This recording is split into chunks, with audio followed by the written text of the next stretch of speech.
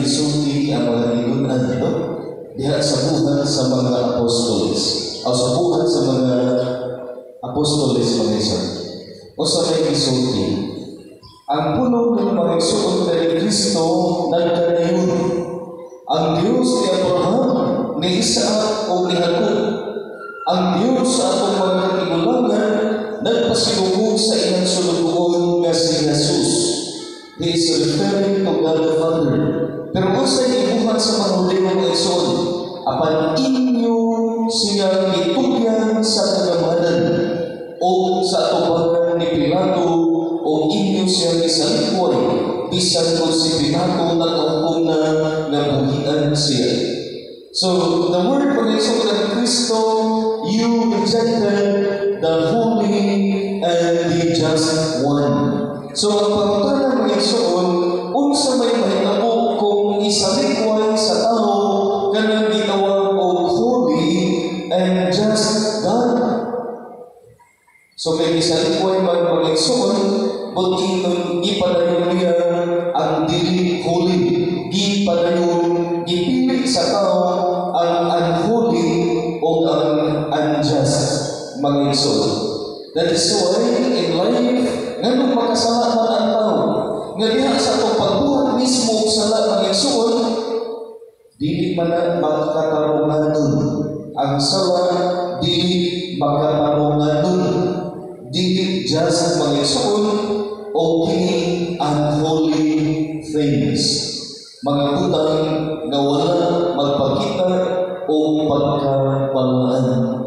Mabutan na mag-Igsoon, the moment we reject the holy one, the moment we reject mag-Igsoon, the just one, mauna nga, mapili nato ang paghimo og sana. It is said mag-Igsoon that life is characterized by many choices. So it depends upon us on what to choose in life. Ato magpilion ang nindot o paghatag o grasya sa atong kinabuhi o ato magpilion ang dili mag-Igsoon. Ato magpilion ang mga balaan nga mga butang nga mo'y maghatod nato nga ipili ini ngadto sa pagkabalaan o ato magpilion ang mga unholy nga mga butang mag-Igsoon o mga unjust nga mga butang mag-Igsoon nga mo'y maghatod og struggle sa ato ang kinabuhi. Pabitaw na mag-Igsoon kung ano naman siguro yung mga dili pa yung pagkitabo sa ato kinabuhi, sa dili pa ka blame o laing tao, sa dili pa ka ingon nga unfair na Ginoo dito sa siguro mag-Igsoon na atong pagkatabo na atong kaugalingon unsa man ning nahitabo sa atong kinabuhi karon. Linungdangan pagkini sa atong daotang binuhatan o linungdangan pagkini sa atong dili maayong pagpili sa kinabuhi. First of all, mag-Igsoon, we have to take accountability. If we are responsible enough as Christians, as baptized Christians, then we should take accountability in all our actions. Rather than blaming other people, kung unsa may nahitabo sa ato ang kinabuhi, mag-Igsoon tulihan ni Kristo. Adunay uban moingon nga asa naman ang Ginoo, gibiyaan na siguro ko sa Ginoo. Pero pagutang asa ang imong kaugalingon, basin ikaw moiunan ni biyan, or basin ikaw ang bibiyan. Tungod kay wala na kay simba, tungod kay wala na kay kumpisal sud sa dugay ng panahon, tungod kay imong gipili nga mopadayon ka sa paghimo niya ng mga butangan nga naghibalo ka nga dili makaayo kanimo. Kung ang anak magpabalo ng Igsoon, o niya padayon sa Jesus kinabuhi, kung ano naman yung mahitabo niya, bisan kapila na sa badluga sa ginigdanan nga anak, punungan na itaonan. Pero kung magtuman sa gusto, O niya, ano na yung dili may tabo? Dili siya dapat kumulayin sa kilikanan. Dili siya magpasuko-suko sa iyang kilikanan. In the first place, iyahan na sa kaugaling ng desisyon na iyahan ng buhaton. Wala man siguro yung kilikanan na isuot na nagkulang sa pagpahimangno sa iyang mga anak ba? Muna na kitang mga anak, kung ano naman siguro yung mga nautang na itapo sa atong kinabuhi, dili sa kamumpling diha-diha sa atong kilikanan. At wasang pamalalungan o pangutanon ang atong kaugalingon. Kung sa manay akong nahimo, Ginoo, ganong nag-antos manlukaw. Sa iyong ana siguro, mas kalugan pa kasi mo o karoon pa niya na itong kinabuhi tungkol kay maintain accountability mga isuot sa atong mga actions pa. Ato ang iangkol na nasayta. Atong iangkol na nakahimo pa niyan. So, kung ito na mga isuot from time to time, we should be reminded o niyamusa may pagpahilugtong ni Jesus ngadto sa mga tinunan ilabi na on their way to Emmaus kay sumay pa ni Maiso ang pagpahilugtong ni Kristo mao kini nga o gisaysay sa duha ang duha ka tawo ang nahitabo dito sa dalan o nga nakaingan sila sa Ginoo sa iyang pagpikas-pikas kapan. So let us take note of the word pagpikas-pikas kapan, the breaking of the bread. Kung mag-discuss ang breaking of the bread mag-isuot, we cannot help but to remember the word Eucharist. That instead of, aside from looking the Eucharist as the sacrifice ato sa hinungdugan nga ang Eucharistia mag-isuot ni Kristo is the sacrament of remembering. Napapitaw na nga, from time to time, ang tao, kinahanglan ko siya, mutambong sa santos na Eucharistia, kay mahuling pagpahinumdum ka natang mga Kristiyanos, mga isuod, mga binunyagan, mga magtutuo ng Kristo, nga adunay Ginoo nga nag-antos, nagpakamatay sa krus, nagilubog o nabalaw, aron bayaran ang atong mga sala kay mao kining mga butangan nagyubig kining Eucharistia magigsuon ko diha ni Kristo. So if we celebrate the Eucharist, we are being reminded of a God who sacrificed Himself, who gave up His very own life for the sake of many, for the sake of love. Mauging pagpahigugnog ka na ito. Mauging na mag-eksoon sa dihang ihimo ni Kristo kanang tinawag ng Last Supper. Sa may kahitabo, kini meaningful kaayo, katapusang panihapon, the institution of the Holy Eucharist, mag-eksoon.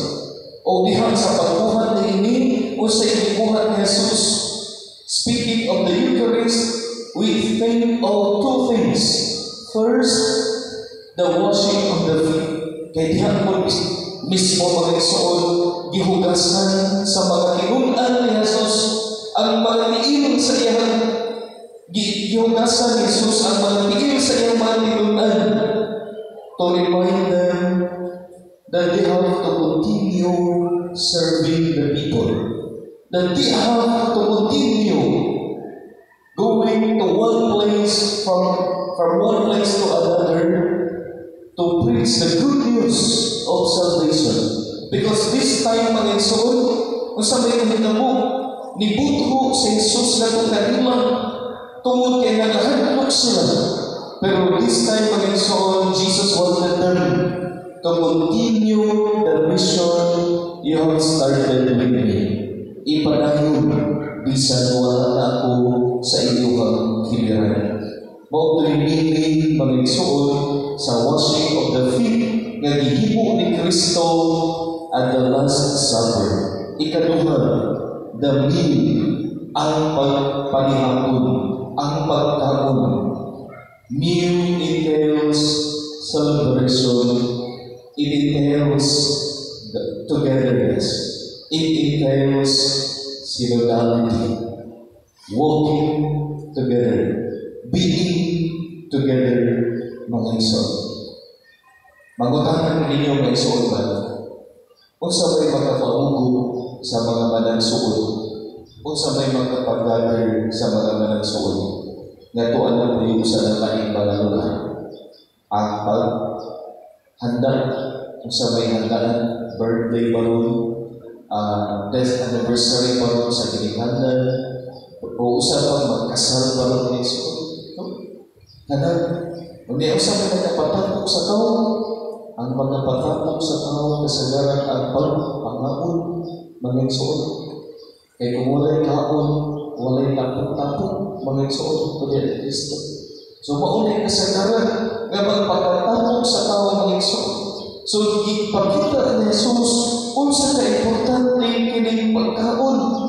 Nga dili lang pagkaon mga igsoon sa pagkaon nga makabusog sa lawas, kundi ipakita po on the breaking of the bread mga igsoon, ipakita ni Kristo ang pagkaon sa spiritual nga pagkaon nga may makapahinsog sa laot kalang mga igsoon kundi ni Kristo. Normal na dili ka baliban kung ano na yung mga opportunities mga igsoon, di ka makasalmon sa Santos nga misa. Ilabi na ako invited ka because I do believe mga igsoon, it is not only the person inviting us to attend the holy sacrifice of the Mass, but it's Jesus Himself inviting us to be with Him in this meal of sacrifice. Kanang kung ang atong panahon, pagsabot, kung unsan ang Eucharistia mga igsoon ko rin Kristo. Ang ako pang ginikanin sa unahan, dili ito sila mahilig mo ingon ba na tanimba mo. So pagkangalan na igsoon na nag-eskwela ko o ganito parochial school, run by the priest, mga igsoon, mauna na nangin ang pagsimba, kanunay, dahil ang pagduvela sa eskwelahan. So mga igsoon na we were introduced to the value of this sacrifice of the Mass, pinaagi na itong mga practices ba. Unya mga igsoon na ni Kristo, kaning mag-eskwelahan, unya, hindi na ka magulong o palipan, mawagtan na ang ito ang pag-tanaw sa importansya ini. So, uman ko pag-college, while iskula ko college, may igsoon, wala na kaya lang pagsinig-simba, no? Unya, wala man na mag-nurture in his family. Unya, pag-uman may igsoon, ay maghinahanglan ang pagkakinumo, mawala na, mag-take ang board exams, so iba na po kada adlaw balik, rosaryo kada adlaw, mag-adore sa Holy Blessed Sacrament kada adlaw. So dito na ko nakita mga igsoon na kung may bungkos o kaugalingon, nganong na kada gayon kamutambong ko o santos na misa, o niya kinagtaas sa paring sa Holy, sa Body of Christ, sa Joy Consecration, mukalit lang ito ang akong luha mga igsoon. Di ko kasabot sa akong kaugalingon, o niya mauli akong ipamita kada adlaw.